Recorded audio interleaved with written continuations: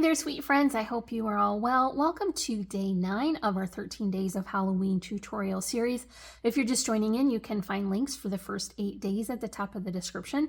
And don't forget to listen throughout the video for the question of the day. For today's project, we are creating a wallet fold folio that is chock full of Pinkoween charm.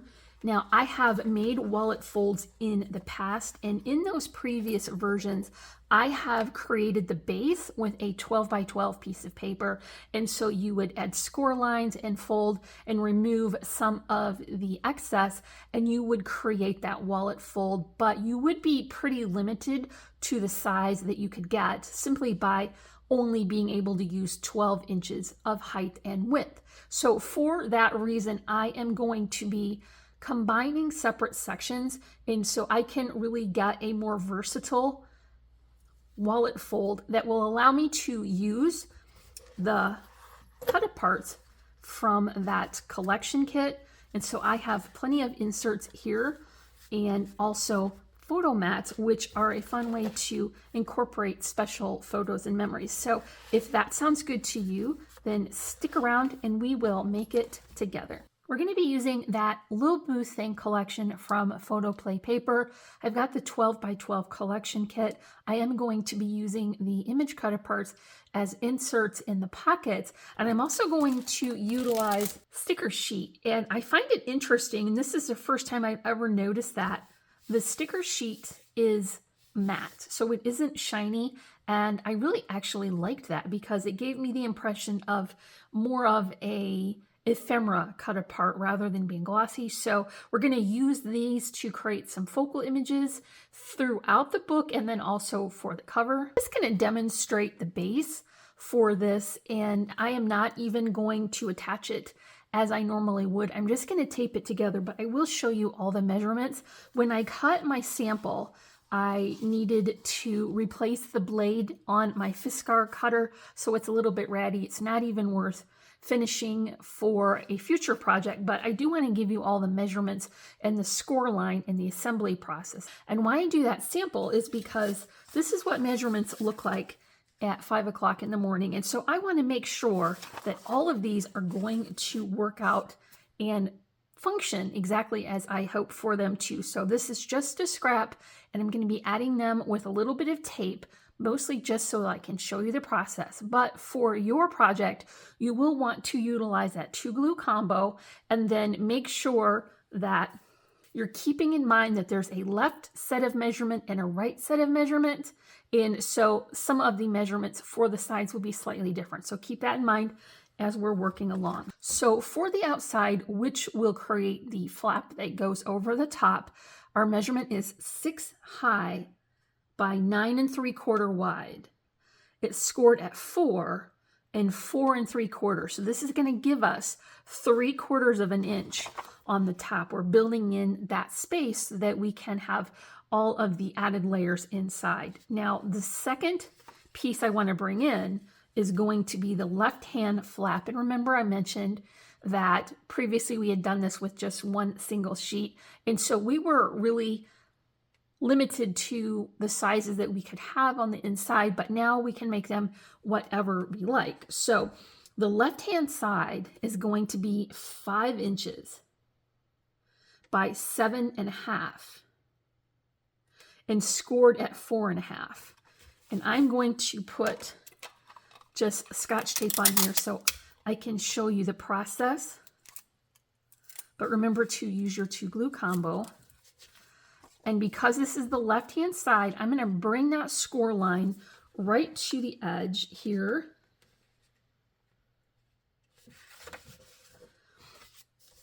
And that will become a flap that folds in from the left. Now we need one that folds in from the right. And so this is 5 inches by 7.5, scored at 3 and 3 1/4. And for this, we're building in a little bit of depth to accommodate this side. We're going to just go ahead and continue adding these with the tape.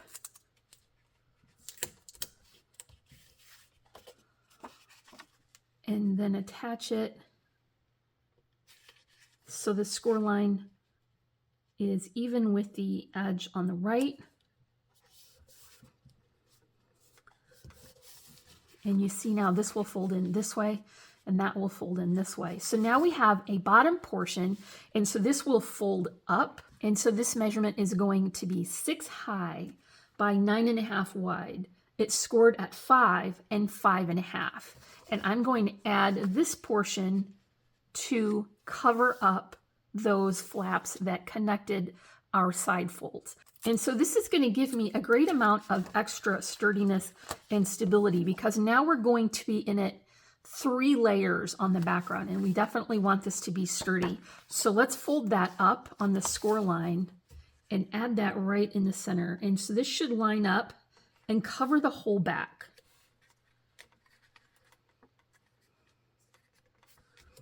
We'll just press that into place and fold it down. So now let's fold it up if we were having this decorated.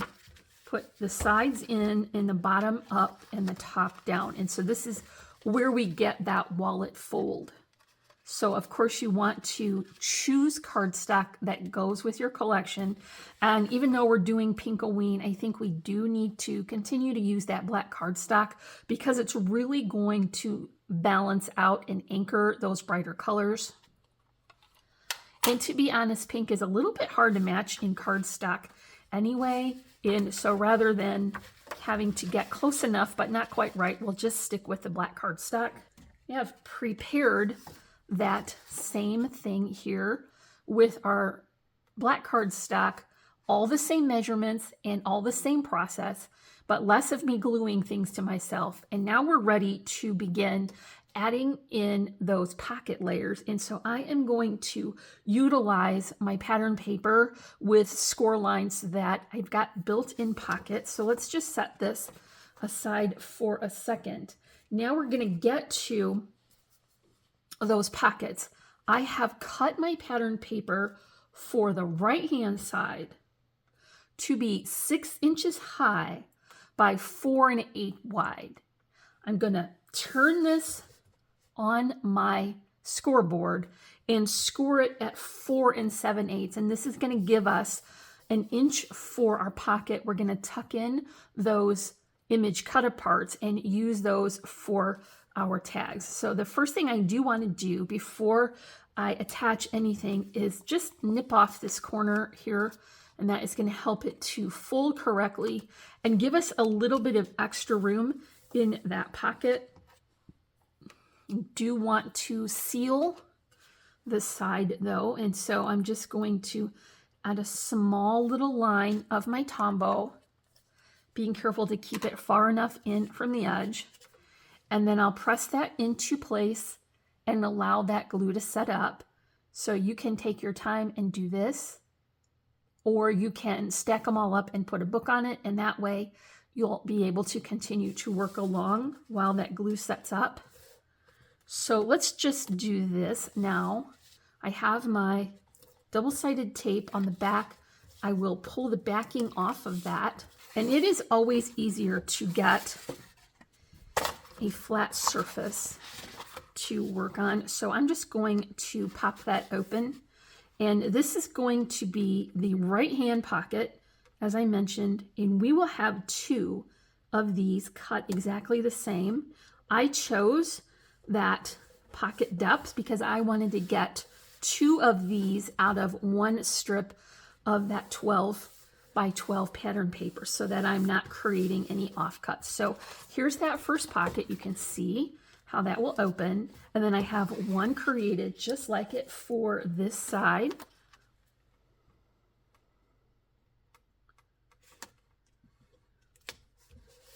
Now we've got lots of layers of thickness, so this is getting more sturdy with every bit that we add.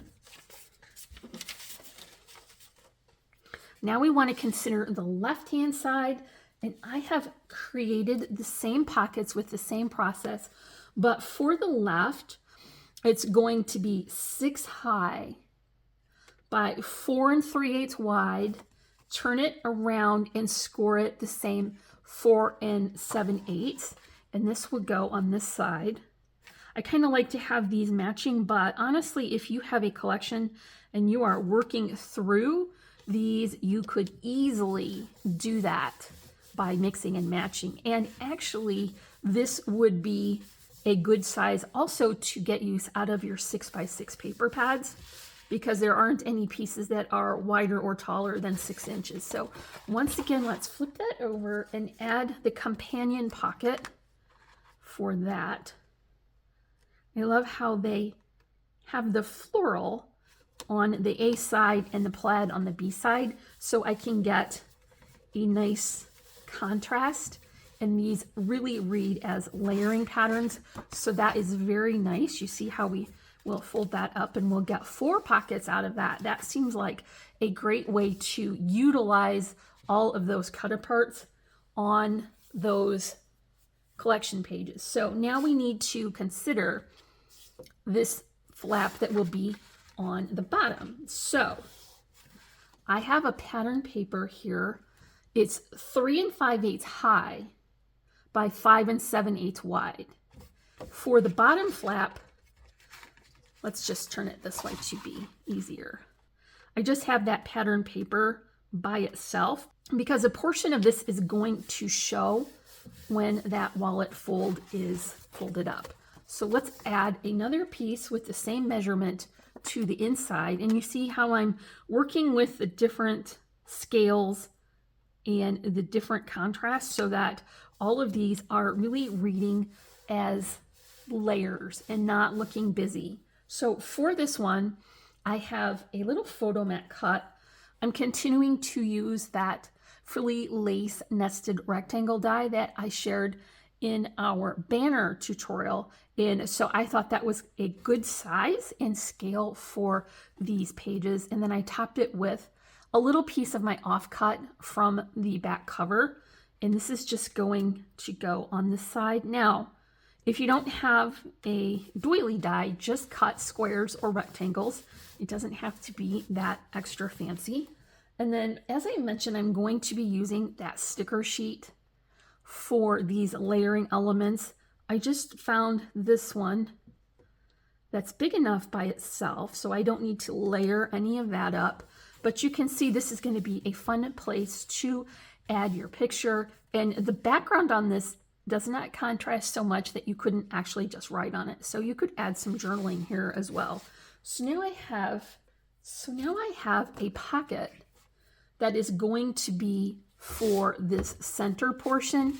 And this is going to be so nice because we can incorporate those 4x4 cut aparts into that. And so I have my pattern paper cut to be 6.5 inches high by 5 7/8 wide. I'm going to turn that, and then I'm going to score this at 4 7/8.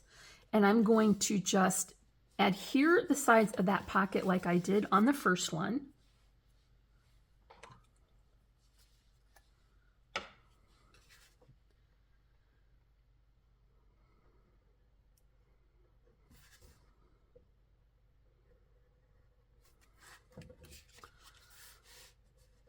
Put enough pressure on here long enough so that your glue will set up. Then add this right to the center. Now I'll switch to that top flap, and I have this piece cut to be 3 7/8 by 5 7/8.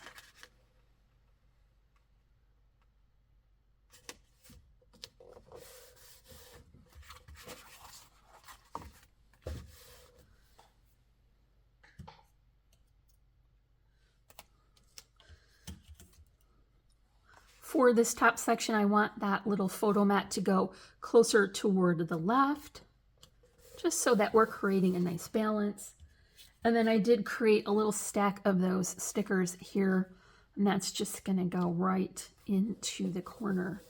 So this is the inside, all covered with our pocket pages. Before I get to working on that top flap, I do want to include my ribbon closure, and I'm going to keep in mind that I need the bow to be closer here to the bottom. So let's just go ahead and tie that on. To find our spacing. And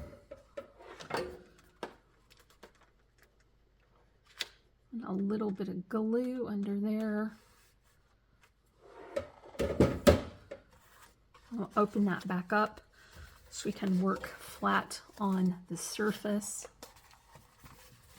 For the top flap, I am going to combine a couple of these patterns, mostly because I wanted to get a little bit of extra detail. And so these both measure 5 7/8 wide, but whatever combination gets you to the 3 7/8 inch high just by combining the A and the B side. So I think that works really nicely. We do have another one of those doilies here, and I'm going to use this to anchor my focal image. I put some more of those offcuts from the collection onto a little bit of pink so that I could utilize that dark background and still have it noticeable over top of the black doily. And here is another stack of those stickers that I mentioned. I have added these to foam tabs, so I get these from a really reasonable ribbon, and this is going to give me some dimension but not be very bulky. So this is just going to go right here on that raised portion. I did create a little flower arrangement here just to go on the side, and so that has more of those pink flowers, black foliage, netting, and loopy twine bows. I'm going to add that with some hot glue, keeping everything in that border so that none of these pieces become fragile. Before I add the finishing details for that front flap, let's go ahead and work on those inserts. So I just have a combination here of the 3x4 and the 4x4. And so I think this is nice to have a combination of that. So I'm going to put 2 each on the outside pocket, 1 on the inside, and then I can utilize those 4x4 cut aparts into this pocket in the middle. That's quite a lot of space if you finish the back of those with some pictures or journaling. So let's go ahead and add one last detail for this pocket, and this was just part of that cut apart sheet, and I thought it would make a nice little detail for the top of that pocket. Let's close that back up. Now we have all of the inside set.